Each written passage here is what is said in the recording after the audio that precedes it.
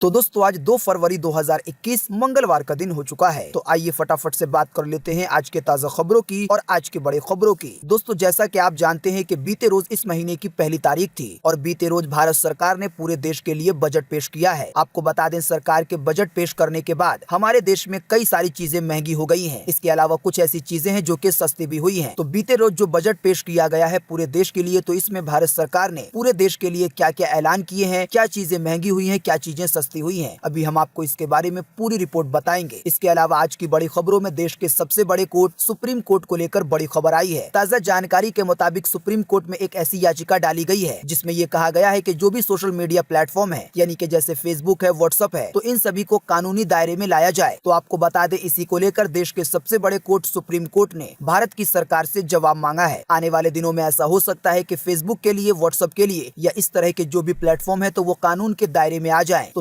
Supreme court को लेकर social media platform के बारे में क्या बड़ी खबर आई है, अभी आपको इसका भी ताजा अपडेट मिलेगा। इसके अलावा आज की बड़ी खबरों में गैस सिलेंडर के दाम का ताजा अपडेट आया है। ताजा जानकारी के मुताबिक गैस सिलेंडर पर एक बार फिर से 190 रुपए की बढ़ोतरी की गई है, यानी कि गैस सिलेंडर 190 रुपए महंगा हो गया है। कौन से गैस सिलेंडर कितने महंगे हुए हैं, किनका ताजा दाम क्या चल रहा है, अभी आपको इसकी भी अधिक जानकारी मिलेगी। इसके अलावा आज की बड़ी खबरों में भारत सरकार की वेबसाइट की तरफ से एक नए कॉन्टेस्ट की खबर आई है, जिसके तहत 5 चुनिंदा लोगों को सरकार की तरफ से 10-10 हजार रुपए बिल्कुल फ्री में मिल सकते हैं। तो ये 10,000 रुपए कैसे मिलेंगे, इसके लिए क्या करना होगा, अभी आपको इसके बारे में भी अधिक जानकारी बताएंगे। इसके अलावा आज की बड़ी खबरों में भारत के होम मिनिस्ट्री की तरफ से एक बड़ी खबर आई है। ताजा जानकारी के मुताबिक देश के कई इलाकों में 2 फरवरी यानी कि आज रात 11 बजे तक के लिए इंटरनेट की सेवाएं बंद कर दी गई हैं। तो दोस्तों आज की इस वीडियो में हम आपको इन्हीं सब महत्वपूर्ण खबरों के बारे में बताने वाले हैं। तो इसीलिए वीडियो को थोड़ा सा भी भगाए बिना ध्यान से आखिर तक देखें ताकि कोई भी जानकारी मिस ना हो। वीडियो में आगे जाने से पहले बस आपसे छोटी सी रिक्वेस्ट है कि आप इस वीडियो को लाइक कर दें और शेयर कर दें, क्योंकि आपका लाइक और शेयर करना ही हमारी मेहनत का फल होता है। तो आइए बिना देर किए चलते हैं सीधे आज की पहली बड़ी खबर की तरफ। और आज की पहली बड़ी खबर में सबसे पहले आपके लिए पेश है चीनी बीमारी का बिल्कुल ताजा अपडेट अपने भारत की तरफ से। जैसा कि आप देख सकते हैं अपनी स्क्रीन पर ptrnews.com की तरफ से चीनी बीमारी का बिल्कुल ताजा अपडेट आपके सामने है। ताजा मिली जानकारी के मुताबिक एक बार फिर से 5,000 से ज्यादा नए मामले सामने आए हैं चीनी बीमारी के, और इन नए मामलों के आने के बाद अब हमारे भारत में चीनी बीमारी के टोटल मरीजों की संख्या 1,07,64,177 हो गई है। आपको बता दें कि इन टोटल मरीजों में से अभी तक 1,54,472 लोगों की जान जा चुकी है। बीते रोज भी लगभग 24 घंटे में लगभग 44 लोगों की जान गई है चीनी बीमारी की वजह से हमारे भारत में। लेकिन अच्छी बात ये रही कि बीते रोज लगभग 24 घंटे में 8,000 से ज्यादा लोग ठीक भी हुए हैं। ठीक होने वाले टोटल लोगों की संख्या 1,04,42,137 हो गई है, यानी कि इतने सारे लोग टोटल मरीजों में से ठीक हो चुके हैं। इसके अलावा अब जो लोग बचे हैं, जिन लोगों का अभी भी इलाज चल रहा है, तो उनकी संख्या अब हमारे भारत में 1,63,066 हो गई है। बात करेंगे आज के अगले बड़े खबर की, तो बीते रोज बजट पेश होने के बाद जानिए कौन सी चीजें हुई है सस्ती और कौन सी चीजें हुई है महंगी। आइए बताएं आपको ताजा अपडेट। जी हाँ, केंद्रीय वित्त मंत्री निर्मला सीतारमण द्वारा बीते रोज 1 फरवरी 2020 को संसद में बजट को पेश किया गया। इस बजट में लोगों को राहत देने की कोशिश की गई। हर बार की तरह इस बार भी बजट के बाद कुछ चीजें महंगी हुई है और कुछ चीजें सस्ती हुई है। आइए आपको बताते हैं कि आपके रोजमर्रा के जीवन पर इस सस्ताई और महंगाई से क्या असर पड़ेगा। ताजा जानकारी के मुताबिक शराब को महंगा कर दिया गया है। वित्त मंत्री ने घोषणा की है कि नया कृषि विकास सेस आज से ही यानी कि 2 फरवरी से लागू हो जाएगा। इस ऐलान के बाद आज 2 फरवरी से शराब के दाम बढ़ जाएंगे, क्योंकि बीते रोज जो बजट पेश किया गया है तो इसमें शराब पर 100% कृषि सेस लगा दिया गया है, और इसी की वजह से अब पूरे देश में सभी तरह की शराबें महंगी हो सकती हैं। इसके अलावा आपको बता दें कि आने वाले दिनों में पेट्रोल डीजल भी महंगा हो सकता है। ताजा जानकारी के मुताबिक प्रति लीटर पेट्रोल पर 2.5 रुपए और प्रति लीटर डीजल पर 4 रुपए के हिसाब से कृषि सेस लगाया गया है। इसीलिए ये अनुमान जताया जा रहा है कि आने वाले दिनों में पेट्रोल डीजल के दाम और तेजी से बढ़ सकते हैं, यानी कि लोगों पर आने वाले दिनों में और ज्यादा महंगाई की मार पड़ेगी। दोस्तों जैसा कि आप जानते हैं कि सभी चीजों को एक जगह से दूसरी जगह ले जाने के लिए ट्रांसपोर्टेशन का इस्तेमाल किया जाता है, गाड़ियों का इस्तेमाल किया जाता है, चाहे वो सब्जी हो या कपड़े हो या कोई और चीज हो। और हम ये जानते हैं कि सभी तरह की गाड़ियां पेट्रोल या डीजल से चलती हैं। तो ऐसे में अगर पेट्रोल डीजल का दाम ज्यादा बढ़ता है तो इन सभी चीजों पर असर पड़ता है। अब देखना यह है कि आने वाले दिनों में और कौन सी चीजें पेट्रोल डीजल की वजह से महंगी हो सकती हैं। फिलहाल आइए आपको बताते हैं कि बजट की वजह से और क्या चीजें महंगी हुई हैं। ताजा जानकारी के मुताबिक आने वाले दिनों में मोबाइल फोन, मोबाइल चार्जर, साथ ही में रेफ्रिजरेटर भी महंगे हो सकते हैं। ताजा जानकारी के मुताबिक सरकार ने मोबाइल फोन के पुर्जों पर और साथ ही में चार्जर पर आयात शुल्क बढ़ाने का फैसला लिया है। स्थानीय मूल्यवर्धन को बढ़ाने के लिए सरकार ने ये कदम उठाया है। आपको बता दें इसकी वजह से आने वाले दिनों में मोबाइल फोन महंगे हो सकते हैं, क्योंकि मोबाइल फोन को बनाने में जो भी पार्ट्स, जो भी पुर्जे यूज किए जाते हैं, तो उसको जब दूसरे देश से हमारे देश में लाया जाएगा तो उस पर जब आयात शुल्क ज्यादा लगेगा तो ऑटोमेटिक मोबाइल बनाने की जो लागत है वो बढ़ जाएगी और फिर मोबाइल कंपनियां मोबाइल फोन का रेट, इसके अलावा चार्जर का रेट और साथ ही में रेफ्रिजरेटर का रेट भी बढ़ा दिया जाएगा। इसके अलावा आपको बता दें कि खाने के तेल पर भी सेस लगाया गया है, लेकिन जो बेसिक सीमा शुल्क है उसे कम कर दिया गया। इसी की वजह से जो खाने वाला तेल है वो महंगा नहीं होगा। अगर सेस को बढ़ाकर बेसिक सीमा शुल्क कम नहीं किया गया होता तो आने वाले दिनों में जो खाने वाला तेल है यानी कि जो सरसों तेल है वो भी बहुत ज्यादा महंगा हो सकता था। हालांकि आपको बता दें जो सरसों तेल है वो पहले के मुकाबले में वैसे भी काफी ज्यादा महंगा हो चुका है। इसके अलावा आपको बता दें कि आने वाले दिनों में खाद, सेब और चमड़ा भी महंगा हो सकता है। ताजा जानकारी के मुताबिक सरकार ने चमड़ा पर सीमा शुल्क को 10% कर दिया है। आपको बता दें कि चमड़े पर पहले कोई भी सीमा शुल्क नहीं लगता था, तो आने वाले दिनों में चमड़े से जुड़ी जो भी चीजें हैं वो महंगी हो सकती हैं। इसके अलावा आपको बता दें कि सेब पर 35% और खाद पर 5% का कृषि सेस लगाया गया है, तो इसकी वजह से आने वाले दिनों में सेब काफी ज्यादा महंगा हो सकता है। इसके अलावा खाद महंगा होने की वजह से आने वाले दिनों में कुछ अनाज वगैरह भी महंगे हो सकते हैं। तो दोस्तों अभी हमने आपको जिन चीजों के बारे में बताया है तो ये सभी चीजें महंगी होंगी। आइए अब आपको बता देते हैं कि बजट पेश होने की वजह से क्या चीजें सस्ती होंगी। ताजा जानकारी के मुताबिक आने वाले दिनों में सोना चांदी सस्ता हो सकता है। वित्त मंत्री ने सोने और चांदी पर आयात शुल्क 5% घटा दिया है। इसी की वजह से आने वाले दिनों में सोना चांदी सस्ता हो जाएगा। इसके अलावा आपको बता दें कि जो नायलॉन के धागे हैं वो सस्ते हो सकते हैं। तो लगभग ये 3-4 चीजें हैं जो सस्ती होंगी और बाकी इससे पहले जो भी चीजें बताई गई वो सभी चीजें महंगी होंगी। हम आपको एक और चीज बताना भूल गए कि आने वाले दिनों में जो सूती के कपड़े हैं वो भी महंगे हो सकते हैं। ताजा जानकारी के मुताबिक सरकार ने कपास पर सीमा शुल्क को 0 से बढ़ाकर 5% कर दिया है। इसके अलावा कच्चे रेशम पर यही शुल्क 10 से 15% कर दिया गया है। इसी की वजह से आने वाले दिनों में जो सूती के कपड़े हैं वो महंगे हो सकते हैं। बीते रोज जो बजट पेश किया गया है तो इससे जुड़ी कुछ और जानकारियां हैं, लेकिन इसके बारे में अभी हम आपको थोड़ी देर में बताएंगे। इससे पहले आइए जान लेते हैं आज की कुछ और महत्वपूर्ण खबरें जो कि आपके काम की हो सकती हैं। जैसा कि आप देख सकते हैं अगली खबर में अपनी स्क्रीन पर कि सुप्रीम कोर्ट में हुई सोशल मीडिया को कानून दायरे में लाने पर सुनवाई। केंद्र सरकार से जवाब मांगा है देश के सबसे बड़े कोर्ट ने। जी हां, सर्वोच्च न्यायालय यानी कि सुप्रीम कोर्ट में सोमवार को फेक न्यूज पर अंकुश लगाने के लिए सोशल मीडिया को नियंत्रित कर कानून के दायरे में लाने के लिए एक जनहित याचिका दायर की गई थी और इसी पर बीते रोज सुप्रीम कोर्ट ने सुनवाई भी की। आपको बता दें कि सुप्रीम कोर्ट में एक जनहित याचिका दायर की गई है जिसमें ये मांग की गई है देश के सबसे बड़े कोर्ट यानी कि सुप्रीम कोर्ट से कि जो भी सोशल मीडिया प्लेटफॉर्म है जैसे फेसबुक है, व्हाट्सएप है या इस तरह के जो भी प्लेटफॉर्म है तो इनको कानूनी दायरे में लाया जाए, क्योंकि इन प्लेटफॉर्म पर लोग अपनी मर्जी से कुछ भी शेयर करते हैं, चाहे वो सच होता है या झूठ होता है। लोग अपनी मर्जी से धड़ल्ले से कुछ भी शेयर करते रहते हैं और इसी की वजह से कई बार भारी नुकसान भी होता है। तो आपको बता दें इसी केस पर जब सुप्रीम कोर्ट ने सुनवाई की तो इस मसले पर कोर्ट ने भारत सरकार से जवाब मांगा है कि आखिर इस बारे में आपकी क्या राय है। आने वाले दिनों में सोशल मीडिया प्लेटफॉर्म जैसे कि फेसबुक, ट्विटर, व्हाट्सएप, इंस्टाग्राम को कानूनी दायरे में लाया जा सकता है। सरकार की तरफ से जब जवाब आएगा इसके बाद जब सुप्रीम कोर्ट फैसला सुनाएगा तो मामला और ज्यादा साफ हो जाएगा। बात करेंगे आज के अगले बड़े खबर की तो बीते महीने घरेलू गैस सिलेंडर पे हुई थी 100 रुपए की बढ़ोतरी। आइए बताएं कि इस महीने कैसा रहेगा हाल घरेलू गैस सिलेंडर को लेकर और कमर्शियल गैस सिलेंडर को लेकर। जी हाँ, साल के पहले महीने यानी कि जनवरी में घरेलू गैस सिलेंडर पर 2 बार कीमतों में बढ़ोतरी की गई 50-50 रुपए करके और एक ही महीने में घरेलू गैस सिलेंडर 100 रुपए तक महंगा हो गया। लेकिन आपको बता दें इस बार फरवरी के महीने में घरेलू गैस सिलेंडर के दामों में कोई भी बदलाव नहीं किया गया है, यानी कि राजधानी दिल्ली में अभी भी 14 किलो 200 ग्राम वाला सिलेंडर 694 रुपए में मिलेगा। जाहिर सी बात है कि पिछले महीने में 50-50 रुपए कर जब इस पर 100 रुपए की बढ़ोतरी की गई थी तो शायद इसी की वजह से इस महीने इस पर बढ़ोतरी नहीं की गई है। लेकिन आपको बता दें जो कमर्शियल गैस सिलेंडर है तो उसके दाम पर 190 रुपए की महंगाई की गई है। ताजा जानकारी के मुताबिक जो 19 किलो वाला कमर्शियल गैस सिलेंडर पहले 1360 रुपए में मिलता था, अब वो फरवरी के इस महीने से 1550 रुपए का मिलेगा। तो दोस्तों जो घरेलू गैस सिलेंडर के दाम है वो फिलहाल तो नहीं बढ़ाए गए हैं, केवल कमर्शियल गैस सिलेंडर के दामों पर बढ़ोतरी हुई है। लेकिन आने वाले दिनों का कोई भरोसा नहीं है, फरवरी के बीच महीने में भी घरेलू गैस सिलेंडर के दाम बढ़ाए जा सकते हैं, क्योंकि पिछले महीने ऐसा ही हुआ था। बात करेंगे आज के अगले बड़े खबर की तो भारत सरकार की अपनी वेबसाइट mygov.in पर आया एक और नया कॉन्टेस्ट। रोड सेफ्टी के लिए बनाना है स्लोगन और घर बैठे बिल्कुल फ्री में मिल सकते हैं 5 चुनिंदा लोगों को 10-10 हजार रुपए बिल्कुल फ्री में। जी हाँ, भारत सरकार की अपनी वेबसाइट पर एक बार फिर से एक नया कॉन्टेस्ट आया है। आपको बता दें ये कॉन्टेस्ट बहुत ज्यादा आसान है, क्योंकि इसमें रोड सेफ्टी से जुड़ा आपको स्लोगन बनाना है। ताजा जानकारी के मुताबिक भारत सरकार के डिपार्टमेंट की तरफ से 5 चुनिंदा लोगों को सिलेक्ट किया जाएगा जिनके स्लोगन सबसे ज्यादा अच्छे होंगे और इन 5 लोगों को 10-10 हजार रुपए सरकार की तरफ से दिए जाएंगे बिल्कुल फ्री में। तो आपको रोड सेफ्टी से जुड़ा बस कोई स्लोगन सोचना है और उसको भारत सरकार की वेबसाइट पर आने के बाद रोड सेफ्टी डिपार्टमेंट को भेज देना है। अगर आपका स्लोगन अच्छा हुआ तो आप घर बैठे बैठे बिल्कुल फ्री में 10,000 रुपए प्राप्त कर पाएंगे। सरकार के इस ऑफर में या कह लें इस कॉन्टेस्ट में हिस्सा लेने के लिए क्या करना है, आपको सरकार के कौन सी वेबसाइट के कौन से पेज पर जाना है, आप जो स्लोगन सोचेंगे या जो स्लोगन बनाएंगे तो उसे कहां पर सबमिट करना है, अभी हम आपको इसके बारे में अधिक जानकारी बताएंगे, तो बने रहिए हमारे साथ। बात करेंगे आज के अगले बड़े खबर की तो प्रधानमंत्री नरेंद्र मोदी से करना चाहते हैं संपर्क, तो नोट कर लें ये फोन नंबर और ईमेल एड्रेस। जी हाँ, हाल ही में लोकसभा में बहस के दौरान सांसदों की मदद के लिए हफ्तों के 7 दिन 24 घंटे के लिए एक हेल्पलाइन नंबर की शुरुआत की गई। वैसे तो ये नंबर सांसदों के लिए शुरू की गई थी, लेकिन जब इस नंबर को सार्वजनिक कर दिया गया तो इस पे सांसदों के कम आम लोगों के ज्यादा फोन आने लगे। हेल्पलाइन नंबर पर फोन करने वालों में ज्यादातर लोग प्रधानमंत्री नरेंद्र मोदी की मांग कर रहे हैं। कोई कह रहा है कि उसे मोदी से मिलना है, तो कोई कह रहा है कि वो पीएम मोदी को कोई सुझाव देना चाहता है। तो दोस्तों, अगर आप भी ऐसे लोगों की कैटेगरी में आते हैं जो कि पीएम मोदी से बात करना चाहते हैं, पीएम मोदी तक अपना कोई संदेश पहुंचाना चाहते हैं, तो आप लगभग 5 तरीके से अपनी बात को पीएम मोदी तक पहुंचा सकते हैं। जी हाँ, आपने बिल्कुल सही सुना। ताजा जानकारी के मुताबिक आपको बता दें कि अमर उजाला की तरफ से एक आर्टिकल शेयर किया गया है और इसी आर्टिकल में 5 तरीके बताए गए हैं पीएम मोदी तक अपनी बात को पहुंचाने के लिए। तो आइए आपको बताते हैं एक एक करके। दोस्तों, पीएम मोदी तक अपनी बात को पहुंचाने का सबसे आसान तरीका है सोशल मीडिया। तो ऐसे में आप पीएम मोदी के जो वेरीफाइड अकाउंट हैं, उनके जरिए अपनी बात को पीएम मोदी तक पहुंचा सकते हैं। पीएम मोदी आपको फेसबुक पर, ट्विटर पर, यूट्यूब पर, इसके अलावा इंस्टाग्राम पर भी मिल जाएंगे। इसके अलावा जो दूसरा तरीका है वो है सरकार की वेबसाइट mygov.in के जरिए। यहाँ आप शिकायत, बधाई और सुझाव के लिए संदेश भेज सकते हैं। इसके अलावा आप यहाँ पर डिबेट में भी हिस्सा ले सकते हैं। इसके अलावा नरेंद्र मोदी से जुड़ा एक ऐप है नमो ऐप, आप इसके जरिए भी पीएम मोदी तक अपनी बात पहुंचा सकते हैं। इसके अलावा जो तीसरा तरीका है वो है ईमेल आईडी का, आप ईमेल के जरिए भी प्रधानमंत्री तक पहुंच सकते हैं। इसके लिए प्रधानमंत्री कार्यालय को आप इस वाली ईमेल आईडी पर मेल कर सकते हैं जो कि अभी आपकी स्क्रीन पर दिखाई जा रही है। दोस्तों, इसके अलावा अगर आप पिछले सभी बताए गए तरीके से पीएम मोदी तक अपनी बात को नहीं पहुंचा पाते, तो आप पीएम मोदी को फिजिकल रूप से एक चिट्ठी लिख सकते हैं। आप जो चिट्ठी लिखेंगे तो उसे इस वाले एड्रेस पर भेजना होगा, जो है web information manager, south block, Roy सीना हिल्स, नई दिल्ली। पिन नंबर है 110011। इसके अलावा आपको बता दें कि आप फोन नंबर के जरिए या फैक्स के जरिए भी अपनी बात को पीएम मोदी तक पहुंचाने की कोशिश कर सकते हैं। पीएम मोदी के कार्यालय से या उनसे जुड़े कौन से फोन नंबर हैं या कौन से फैक्स नंबर हैं, उसकी अधिक जानकारी आपकी स्क्रीन पर आ रही है, आप वीडियो को रोककर देख सकते हैं। बात करेंगे आज के अगले बड़े खबर की, तो दिल्ली एनसीआर के कुछ इलाकों में इंटरनेट सेवाएं बंद, कई ट्विटर अकाउंट भी किए गए हैं सस्पेंड सरकार के कहने पर। जी हाँ, दिल्ली के तमाम बॉर्डर पर किसानों के आंदोलन के चलते लोगों को ट्रैफिक जाम की समस्या से दो चार होना पड़ रहा है। साथ ही में इन इलाकों में रहने वाले लोगों को इंटरनेट ठप होने की समस्या भी झेलनी पड़ रही है। ताजा जानकारी के मुताबिक होम मिनिस्ट्री ने किसान के धरने वाली जगह पर, यानी कि सिंगू बॉर्डर पर, गाजीपुर बॉर्डर पर और टिकरी बॉर्डर पर, इसके अलावा इसके आसपास से जुड़े जो भी इलाके हैं, तो वहाँ पर इंटरनेट की सेवाएं सस्पेंड कर दी है। यानी कि यहाँ पे रहने वाले लोग इंटरनेट का इस्तेमाल नहीं कर पा रहे हैं। आपको बता दें, इंटरनेट की ये सेवाएं 31 जनवरी की रात 11 बजे को बंद की गई थी और ये सेवाएं अभी भी बंद हैं। ताजा जानकारी के मुताबिक इन इलाकों में आज 2 फरवरी को रात 11 बजे तक इंटरनेट की सेवाएं बंद रहेंगी। दोस्तों, जैसा कि आप जानते हैं कि जो किसानों का आंदोलन है वो काफी ज्यादा अभी गर्म माहौल में है। इसी की वजह से ऐसी आशंका है कि इंटरनेट की वजह से सोशल मीडिया प्लेटफॉर्म के जरिए उल्टी सीधी खबरें फैलाई जा सकती हैं और इससे शहर का माहौल बिगड़ सकता है और इसी की वजह से इंटरनेट की सेवाएं ठप की गई हैं। बात करेंगे आज के अगले बड़े खबर की, तो आने वाले 6 फरवरी से जनता के लिए खुलेगा राष्ट्रपति भवन का मुगल गार्डन, फ्री में होगा रजिस्ट्रेशन। जी हाँ, राष्ट्रपति भवन का मुगल गार्डन आम जनता के लिए 6 फरवरी को एक बार फिर से खुलने जा रहा है। जानकारी के अनुसार सोमवार के अलावा और सरकारी छुट्टियों के अलावा ये सभी रोज खुलेगा। आपको बता दें कि सुरक्षा के कारणों की वजह से मुगल गार्डन में पानी या दूध की बोतल या ब्रीफकेस या हैंडबैग या लेडीज पर्स या कैमरा, रेडियो, छाता, इस तरह की सभी चीजें प्रतिबंधित रहेंगी। यानी कि ये सभी चीजें आप लेकर मुगल गार्डन में नहीं जा सकते। आपको पहले ही इन चीजों को गेट पर ही जमा करवाना पड़ेगा। जो लोग मुगल गार्डन के बारे में नहीं जानते उन्हें हम बता दें कि मुगल गार्डन राष्ट्रीय राजधानी दिल्ली में राष्ट्रपति भवन में है। आपको बता दें, ये मुगल गार्डन बेहद ही खूबसूरत है। इस मुगल गार्डन के अंदर कई सारे गार्डन है जिसमें आपको कई तरह के फूल देखने को मिलेंगे। इसके अलावा भी आपको कई सारी ऐसी चीजें देखने को मिलेंगी इस मुगल गार्डन के अंदर जो कि आप आम जगहों पर नहीं देख सकते। ताजा जानकारी के मुताबिक मुगल गार्डन 6 फरवरी से सुबह 10 बजे से लेकर शाम 4 बजे तक खुला रहेगा। आपको बता दें, आप मुगल गार्डन घूमने के लिए बिल्कुल फ्री में जा सकते हैं। इसका जो रजिस्ट्रेशन है वो बिल्कुल मुफ्त है, जिसे आपको ऑनलाइन करवाना पड़ेगा। आपको बता दें कि आप एक मोबाइल नंबर से एक ही बुकिंग कर सकेंगे। इसके अलावा जो भी बुकिंग करेगा तो उसे अपना पहचान पत्र या आधार कार्ड अपने साथ ले जाना होगा। दोस्तों, आपको बता दें, मुगल गार्डन इसलिए भी खास है कि जो लोग मुगल गार्डन घूमने जाते हैं तो वो लोग बहुत करीब से राष्ट्रपति भवन को देख पाते हैं, क्योंकि ये मुगल गार्डन असल में राष्ट्रपति भवन के दायरे में आता है और इसे साल में बस कुछ दिनों के लिए खोला जाता है। तो इसीलिए अगर आप दिल्ली के आसपास रहते हैं तो आप एक बार मुगल गार्डन जरूर जाएं। बात करेंगे आज के अगले बड़े खबर की, तो वित्त मंत्री के आर्थिक टीके से, यानी कि बीते रोज जो बजट पेश हुआ है उससे क्या पड़ेगा असर, आइए आपको बताते हैं कुछ और अधिक जानकारी बजट को लेकर। दोस्तों, जैसा कि अभी हमने आपको थोड़ी देर पहले बजट से जुड़ी कुछ महत्वपूर्ण बातें बता दी हैं। बीते रोज 1 फरवरी को जो बजट पेश किया गया है तो उसकी वजह से क्या क्या चीजें महंगी हो सकती है, क्या चीजें सस्ती हो सकती हैं, इसके बारे में हम आपको अधिक जानकारी बता चुके हैं। बजट से जुड़ी कुछ और महत्वपूर्ण जानकारी बची हुई है, तो आइए आपको उसके बारे में बता देते हैं। ताजा जानकारी के मुताबिक जो बजट पेश किया गया है तो इसमें वरिष्ठ नागरिकों को बहुत अच्छी राहत दी गई है। ताजा जानकारी के मुताबिक अब 75 साल से ज्यादा के वरिष्ठ नागरिकों को ITR भरने की आवश्यकता नहीं है, यानी उन्हें अपने इनकम का टैक्स नहीं भरना पड़ेगा। लेकिन आपको बता दें, इसके लिए वरिष्ठ नागरिक की उम्र 75 साल से ज्यादा होनी चाहिए और जो इनकम है वो पेंशन या एफडी या किसी दूसरे माध्यम से जो ब्याज मिलता है तो वो इनकम ब्याज वाली होनी चाहिए, तभी इस छूट का फायदा वरिष्ठ नागरिक उठा पाएंगे। इसके अलावा आपको बता दें कि बीते रोज के बजट में ये भी बताया गया है कि जल्दी शहरी इलाकों में बस ट्रांसपोर्ट सिस्टम शुरू किया जाएगा। इसके तहत 20,000 बसें तैयार होंगी। इसमें ऑटो सेक्टर को मदद मिलेगी, साथ ही रोजगार भी बढ़ेगा। वित्त मंत्री ने बताया है कि इस समय देश में 702 किलोमीटर के रूट पर मेट्रो चल रही है, यानी कि पूरे देश में जिन भी शहरों में मेट्रो है, अगर उन सभी के रूट को जोड़ दिया जाए तो वो 702 किलोमीटर होते हैं। इसके अलावा 27 शहरों में 1016 किलोमीटर के मेट्रो के रूट पर काम चल रहा है। आपको बता दें, आने वाले दिनों में देश के कई शहरों में मेट्रो की सेवा शुरू होने वाली है। ताजा जानकारी के मुताबिक आने वाले दिनों में कोच्चि में, इसके अलावा चेन्नई में, साथ ही में बेंगलुरु में और नागपुर में और साथ ही में नासिक में मेट्रो की और ज्यादा सेवाएं शुरू हो सकती हैं। इसके अलावा आपको बता दें कि बीते रोज के बजट में किसानों के आमदनी को लेकर बड़ा ऐलान किया गया है। ताजा मिली जानकारी के मुताबिक सरकार किसानों की आय 2 गुना करने की ओर काम कर रही है। निर्मला सीतारमन ने बताया है कि यूपीए सरकार लगभग 3 गुना राशि मोदी सरकार ने किसानों के खाते में पहुंचाई है। जैसा कि आप जानते होंगे कि भारत सरकार की एक योजना है बहुत सारे किसानों के लिए, जिसके तहत किसानों को हर साल 2-2 हजार रूपए करके 6,000 रूपए बिल्कुल फ्री में दिए जा रहे हैं और इसी के मद्देनजर कई करोड़ रुपए किसानों के खाते में पहुंच चुके हैं। आपको बता दें, इसके अलावा वित्त मंत्री ने कहा है कि मोदी सरकार की ओर से हर सेक्टर में किसानों को मदद दी गई है। दाल, गेहूं, धान समेत अन्य फसलों की जो एमएसपी है उसको बढ़ाया गया है। ताजा जानकारी के मुताबिक बीते रोज के बजट में कहा गया कि किसानों को लागत से 1.5 गुना ज्यादा एमएसपी दिया गया है। साथ ही में ये भी कहा गया है कि सभी कमोडिटी पर 1.5 गुना ज्यादा एमएसपी दिया जाएगा। यानी इस ऐलान के मुताबिक किसानों की जो फसल पर लागत लगती है तो उन्हें उससे फसल की लागत से 1.5 गुना ज्यादा पैसा दिया जाएगा। आपको बता दें, सरकार का लक्ष्य है कि आने वाले दिनों में जो किसानों की आय अभी हो रही है, जो इनकम हो रही है, तो उसे 2 गुना किया जाए। आपको बता दें, एमएसपी के लिए यानी कि किसानों को उनके फसलों की ज्यादा पैसे मिले, इसके लिए लगभग 75,000 करोड़ रुपए आवंटित किए गए हैं। दोस्तों, बजट 2021 को लेकर एक और बड़ा अपडेट है। जैसा कि आप देख सकते हैं अपनी स्क्रीन पर कि इन सरकारी कंपनियों में होगा विनिवेश। जानिए किन किन कंपनियों में खत्म हो सकते हैं सरकार के हिस्से यानी कि अधिकार। जी हाँ, वित्त मंत्री निर्मला सीतारमन ने बीते रोज केंद्रीय बजट पेश किया और इसी दौरान उन्होंने ये भी बात बताई कि इस वित्तीय वर्ष यानी कि 2021-22 में लगभग 1.25 लाख करोड़ रुपए जुटाने का लक्ष्य रखा है सरकार ने और इस लक्ष्य को पूरा किया जाएगा। कुछ कंपनियों में जो सरकार के हिस्से हैं उसे बेचकर या इसके अलावा कुछ और तरीके अपनाकर, जैसे कि आईपीओ वगैरह लाकर। आपको बता दें, ताजा जानकारी के मुताबिक आने वाले दिनों में भारत पेट्रोलियम में, आईडीबीआई बैंक में, एयर इंडिया में, इसके अलावा कॉनकॉर में और साथ ही में एससीआई में सरकार के जो भी हिस्से हैं तो वो हिस्से बेचे जा सकते हैं और इसी की वजह से इस तरह की कंपनियों पर से सरकार का अधिकार खत्म हो जाएगा, क्योंकि सरकार अपना हिस्सा बेच देगी। सरकार अपना हिस्सा बेचकर पैसे जुटाने का लक्ष्य बना रही है। आने वाले दिनों में आपको धीरे धीरे इस बात का ताजा अपडेट मिलता रहेगा कि किस किस कंपनियों से सरकार के अधिकार खत्म होते जा रहे हैं। बात करेंगे आज के अगले बड़े खबर की, तो वामिका होगा अनुष्का शर्मा और विराट कोहली की बेटी का नाम। साझा की गई है पहली तस्वीर। जी हाँ, अनुष्का शर्मा और विराट कोहली ने फाइनली अपनी बेटी की पहली तस्वीर शेयर कर दी है, साथ ही में नाम का भी खुलासा कर दिया है। पहले अनुष्का शर्मा और विराट कोहली की बेटी के नाम के बारे में ये बताया जा रहा था कि उसका नाम विनुष्का रखा जाएगा, लेकिन फिलहाल जो ऑफिशियली जानकारी आई है सीधे अनुष्का शर्मा की तरफ से, तो इसमें ये बताया गया है कि उनकी बेटी का नाम वामिका होगा। आपको बता दें, इसी के साथ कई दिनों के बाद अनुष्का शर्मा ने अपनी बेटी की पहली तस्वीर साझा की है, जो कि आप अपनी स्क्रीन पर अभी देख भी पा रहे हैं। आपको बता दें, जो तस्वीर साझा की गई है तो उसमें विराट कोहली और अनुष्का शर्मा अपने बच्चे को निहारते हुए दिख रहे हैं। इसमें बच्ची का चेहरा नहीं दिख रहा है। दोस्तों, अगली खबर के बारे में बताने से पहले हम आपको एक महत्वपूर्ण जानकारी बता दें। सरकार के स्लोगन के कॉन्टेस्ट को लेकर, जो कि रोड सेफ्टी के लिए है, हमने आपको इसके बारे में पहले ही अधिक जानकारी बता दी है कि आपको रोड सेफ्टी के लिए स्लोगन बनाना है। जिन भी लोगों का स्लोगन पसंद किया जाएगा तो चुनिंदा 5 लोगों को सरकार की तरफ से प्राइज मनी के रूप में 10-10 हजार रुपए दिए जाएंगे। हम आपको इसके लिए इसी वीडियो के नीचे डिस्क्रिप्शन में एक लिंक देंगे, जिस पर आप क्लिक करके इस कॉन्टेस्ट के बारे में अधिक जानकारी प्राप्त कर पाएंगे। इसके अलावा आप सीधे सरकार की वेबसाइट के उसी पेज पर पहुंच जाएंगे, जहां पर आपको अपना बनाया हुआ स्लोगन सबमिट करना है। आपको सबसे पहले इस वेबसाइट पर लॉगिन होना है। लॉगिन होने के बाद यहाँ पर आपको एक कमेंट का या सबमिशन का ऑप्शन मिलेगा। आपको इसी ऑप्शन के जरिए अपने स्लोगन को यहाँ पर सबमिट कर देना है। दोस्तों, अगली खबर के बारे में बताने से पहले आपके लिए एक बड़ा सर्वे और एक बड़ा सवाल। अगर आप इसमें हिस्सा लेंगे और इस सर्वे का जवाब देंगे तो इससे बहुत कुछ पता चलेगा पूरे देश के लिए। दोस्तों, जैसा कि अभी हमने आपको थोड़ी देर पहले एक खबर बताई, जिसके तहत हमने आपको बताया कि देश के सबसे बड़े कोर्ट सुप्रीम कोर्ट में एक याचिका दायर की गई है, जिसमें यह कहा गया है कि सभी सोशल मीडिया प्लेटफॉर्म को, जैसे कि फेसबुक, व्हाट्सएप, इंस्टाग्राम को कानूनी दायरे में लाया जाए, ताकि कोई भी यूजर अपनी मर्जी से कुछ भी शेयर करता ना फिरे। तो आप हमें इसी वीडियो के नीचे कमेंट बॉक्स में कमेंट करके बताएं अपनी पर्सनल राय के हिसाब से कि इन सोशल मीडिया प्लेटफॉर्म को कानूनी दायरे में लाना चाहिए या नहीं लाना चाहिए, या इसे केवल एक मनोरंजन के रूप में ही रखना चाहिए। फटाफट से आप अपना जवाब इसी वीडियो के नीचे कमेंट बॉक्स में लिख डालिए। आपके दिए हुए जवाब से काफी कुछ पता चलेगा, क्योंकि आने वाले दिनों में ये कानूनी दायरे में आ सकते हैं। ऐसे में आपका जवाब बेहद ही महत्वपूर्ण है। तो फटाफट से इसी वीडियो के नीचे कमेंट बॉक्स में लिख डालिए अपना जवाब। बात करेंगे आज के अगले बड़े खबर की, तो आज 2 फरवरी 2021 को ये रहेगा पूरे भारत में मौसम का हाल। मौसम विभाग ने जारी किया है मौसम का पूर्वानुमान। जी हाँ, मौसम विभाग के अनुसार आने वाले 24 घंटे के दौरान उत्तर प्रदेश, बिहार और पश्चिम बंगाल के कुछ हिस्सों में घना कोहरा जारी रह सकता है और यहाँ पर कई दिनों से घना कोहरा ही छा रहा है। साथ ही में आपको बता दें कि पश्चिम बंगाल में, उत्तर प्रदेश में, बिहार में और मध्य प्रदेश के कुछ स्थानों में 24 से 48 घंटों तक शीतलहर की स्थिति बनी रहेगी, यानी कि ठंडी हवाएं चलती रहेंगी। तो यहाँ पर जो भी लोग रहते हैं तो वो लोग अपना ध्यान रखें। इसके अलावा आपको बता दें कि जम्मू कश्मीर में, गिलगित बल्टिस्तान में, मुजफ्फराबाद में और लद्दाख में हल्की बारिश और हिमपात हो सकती है। इसके अलावा आपको बता दें कि हिमाचल प्रदेश में भी कुछ स्थानों पर बारिश के साथ बर्फबारी के आसार हैं अगले 24 घंटे के लिए। इसके अलावा आपको बता दें कि इन पर्वतीय राज्यों में 3 फरवरी से बारिश और बर्फबारी की जो तीव्रता है उसमें वृद्धि हो सकती है, यानी कि अभी हमने आपको जहां पर बारिश का अनुमान बताया है तो वहां पर 3 फरवरी के बाद जो बारिश है और बर्फबारी है वो बढ़ सकती है। इसके अलावा आपको बता दें कि 3 फरवरी से पंजाब में, हरियाणा के भी कुछ हिस्सों में हल्की फुल्की बारिश हो सकती है। इसके अलावा आपको बता दें कि 4 फरवरी से पंजाब, हरियाणा, दिल्ली और साथ ही में उत्तर प्रदेश के पश्चिमी और मध्य भागों में और साथ ही में उत्तरी राजस्थान में और उत्तरी मध्य प्रदेश के कुछ हिस्सों में बारिश की संभावना है। इसके अलावा आपको बता दें कि पंजाब और हरियाणा के कुछ हिस्सों में ओलावृष्टि के साथ साथ उत्तर प्रदेश में इस बारिश के दौरान 4 और 5 फरवरी को 1-2 स्थानों पर ओलावृष्टि की भी आशंका है, यानी कि आने वाले दिनों में 3 फरवरी या 4 फरवरी के बाद देश के कई हिस्सों में हल्की या मध्यम बारिश होगी और कहीं कहीं पर ओले यानी कि बर्फ गिरने की भी संभावना है। जाहिर सी बात है, जहां पर बारिश होगी तो वहां पर फिर से ठंड बढ़ने की आशंका है। बात करेंगे आज के अगले बड़े खबर की, तो जारी हुए सीए के फाइनल रिजल्ट लिस्ट में ऐसे चेक कर सकते हैं कैंडिडेट्स अपना नाम। जी हाँ, इंस्टीट्यूट ऑफ चार्टर्ड अकाउंटेंट्स यानी कि ICAI ने अपनी आधिकारिक वेबसाइट ICAI.org पर सीए के फाइनल रिजल्ट जारी कर दिए हैं। चार्टर्ड अकाउंटेंट कैंडिडेट्स अपने ICAI रजिस्ट्रेशन नंबर या रोल नंबर और पिन कोड का इस्तेमाल करके वेबसाइट पर जाकर अपना रिजल्ट देख सकते हैं। बाकी अधिक जानकारी भी आपको उसी वेबसाइट पर मिल जाएगी। तो दोस्तों, आज 2 फरवरी 2021 की यही ताजा खबरें थी और महत्वपूर्ण खबरें थी। उम्मीद करते हैं कि इससे आपको काफी कुछ जानकारी मिली होगी। हम बस इसके बदले में आपसे इतना ही चाहते हैं कि आप इस वीडियो को लाइक कर दें और शेयर कर दें, क्योंकि आपका लाइक और शेयर करना ही हमारी मेहनत का फल होता है। वीडियो देखने के लिए आपका बहुत बहुत धन्यवाद। Thanks for watching.